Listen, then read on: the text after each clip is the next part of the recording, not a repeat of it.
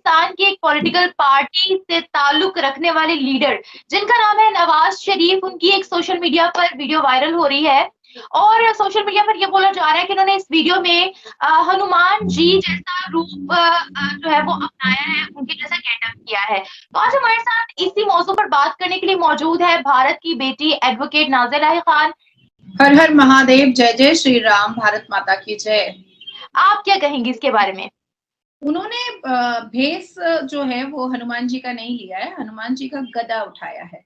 पर क्या उनको पता है कि हनुमान जी ने अपने कर्तव्यों का पालन कैसे किया था? क्या उनको पता है कि भगवान राम जी के प्रति उनके उनके हृदय में, उनके दिल में कितनी मोहब्बत थी?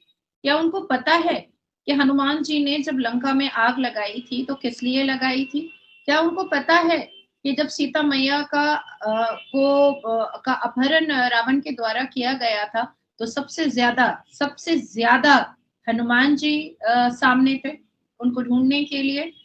क्या उनको पता है कि अपनी छाती चीर करके उन्होंने भगवान राम और सीता को दिखाया था कि उनकी छाती में, उनके दिल के अंदर बसते हैं, उनके सोल में बसते हैं, उनकी नियति में बसते हैं भगवान राम और सीता? क्या उनको पता है ये सारी बातें? क्या उन्होंने हनुमान चालीसा को पढ़ा है?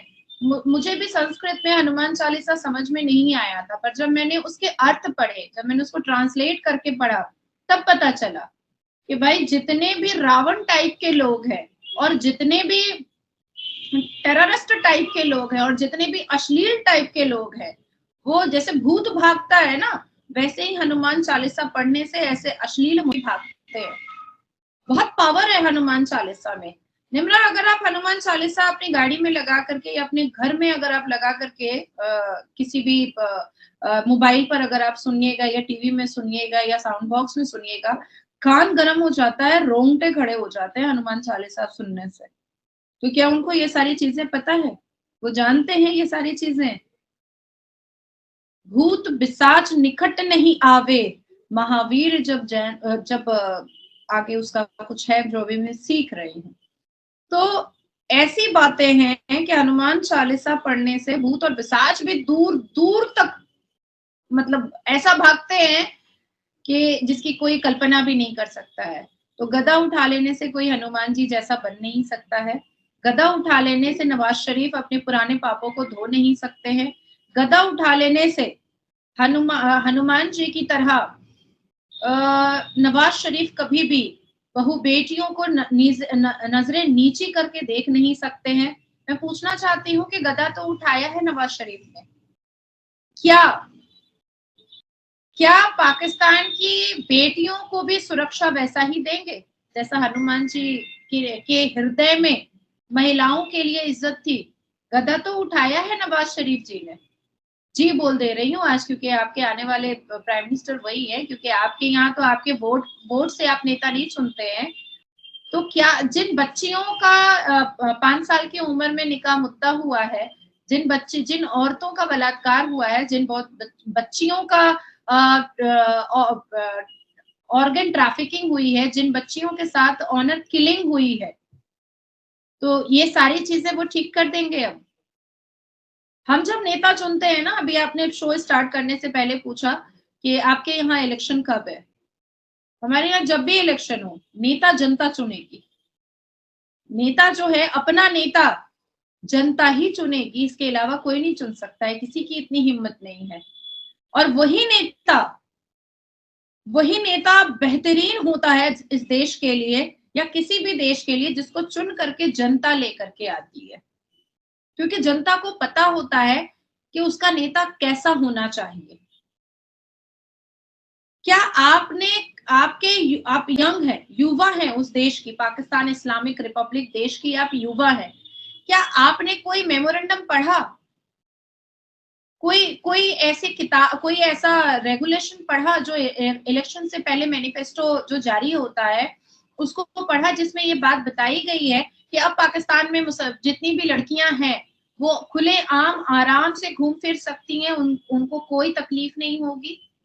आपने पढ़ा? क्या मैनिफेस्टो में नवाज शरीफ ने या किसी भी पार्टी ने या इमरान खान के जो निर्दलीय लोग खड़े हुए थे या हाफिज सईद का जो बेटा जो इलेक्शन लड़ा है, हाफिज सईद की पार्टी से जितने लोग खड़े हुए हैं, तो क्या इन लोगों ने अपने मैनिफेस्टो में दिया है कि पाकिस्तान में 21% की जगह जो 1% अब हिंदू रह गए हैं, माइनॉरिटी रह गए हैं, उनको उनका अधिकार पूरा का पूरा दिया जाएगा? गदा उठा लेने से नवाज शरीफ कभी भी हिंदू प्रेमी नहीं हो सकते हैं, कभी नहीं हो सकते हैं। अगर वाकई में पाकिस्तान के नेताओं वाकई में इंसानियत अच्छी लगती, बेहतरीन लगती, तो पाकिस्तान में रह रहे 21% हिंदू कभी भी 1% में नहीं तब्दील हो जाते, कभी नहीं हो जाते। मंदिरें आराम से धड़ल्ले से आप तोड़ रहे हैं, आप तो मस्जिदों में बम लगाकर तोड़ते हैं। अशहदु अल्ला इलाहा पढ़ा जाता है, धुम, अल्लाह अकबर होता है, मस्जिदें जो हो जाती है धुम। किस लिए? और फिर बाद में क्या आता है न्यूज में कि वो अहमदिया की मस्जिद थी, वो बरेलवी की मस्जिद थी, वो शियाओं की मस्जिद थी, इसलिए आप लोग उसको तोड़ देते हैं। अगर नवाज शरीफ को ऐसा लग रहा है कि वो आने वाले वक्त में, और बनेंगे ही, वही बनेंगे, क्योंकि तो वो अगर प्राइम मिनिस्टर बन जा रहे हैं तो उनके ये गदा उठा लेने से भारत के मोदी जी अट्रैक्ट हो जाएंगे, तो ये भूल है, ये भूल है, ये भूल है, बहुत बड़ी भूल है। गदा तो उन्होंने उठाया है, लेकिन अब मैं पूछना चाहती हूँ कि मुफ्ती तारिक मसूद कोई फतवा नहीं जारी करेंगे? मुफ्ती तारिक जमील कोई फतवा नहीं जारी करेगा? नहीं जारी करेगा? करना चाहिए ना, करना चाहिए ना। अरे आप तो बिना दुपट्टे के अगर निकल जाती हैं तो आपको मर्द लोग बेइज्जत कर देता है। क्यों, मैं झूठ बोल रही हूँ क्या? पाकिस्तान जैसे इस्लामिक देश में आप रहते हैं और भारत से लेकर के पाकिस्तान के मुसलमान ये चीखते चिल्लाते रहते हैं। नवाज शरीफ ने गदा उठा लिया, उस पर तारिक मसूद और तारिक जमील जो है मुंह में क्या चला गया है, लेमन जूस। फतवा नहीं जारी करेगा उसके लिए? या सरकार बन रही है नवाज शरीफ की तो तलवा भी चाट लेगा। पड़ोसी मुल्क पाकिस्तान से आ रही खबरों ने पूरी दुनिया को बेचैन कर दिया है। इस बेचैनी की वजह है वहां रहने वाले हिंदुओं से दोयम दर्जे का व्यवहार और उन पर रोज बढ़ते जुल्म। इस जुल्म सितम की तस्दीकी और कोई नहीं, पाकिस्तान के मानवाधिकार संगठन ही कर रहे हैं। यहाँ तक कि मानवाधिकार आयोग ने भी पाक सरकार से पाकिस्तानी हिंदुओं पर हो रहे अत्याचारों के मामले में उचित कार्रवाई के लिए कहा है। पाकिस्तान के कुल 17 करोड़ आबादी में से हिंदुओं की आबादी मात्र 2.7 लाख के करीब है, जो आज़ादी के समय कभी 10% से ज़्यादा हुआ करती थी। पाकिस्तान के लीडिंग न्यूज़पेपर डॉन ने कुछ दिन पहले जारी अपनी रिपोर्ट में माइनॉरिटी पॉपुलेशन 6% बताई है। हालांकि इसमें हिंदुओं के साथ बौद्ध, ईसाई और पारसी भी शामिल है। पाकिस्तान में सबसे ज़्यादा हिंदू सिंध प्रांत में रहते हैं, जहां लगभग 70% हिंदू रहता है।